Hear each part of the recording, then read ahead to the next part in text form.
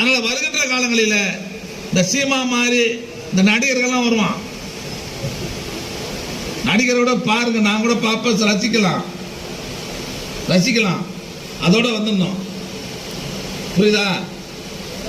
அவன்லாம் அறிவு இருக்குன்னா அறிவு இருக்காது, ஆட்சி நடத்த முடியும்.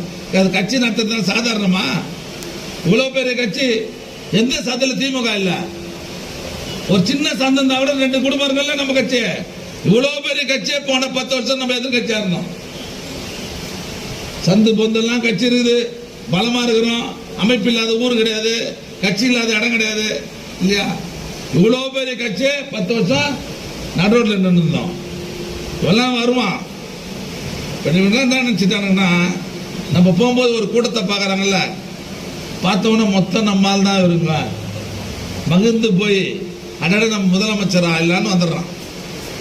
அதனால இதெல்லாம் எடுபடாது. இங்க எம்ஜிஆரோட போச்சுங்க. அது நடிகர்ல எம்ஜிஆர் வச்சிருந்ததுனால ஜெயலலிதாவோட போச்சு.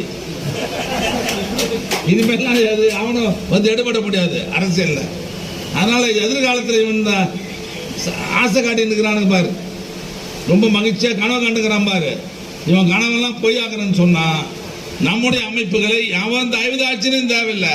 நம்ம அமைப்புல பலமா வச்சிருந்தோம்னா எவன் தயவுதாட்சி நமக்கு தேவையில்லை. அதனால வருகின்ற காலங்களில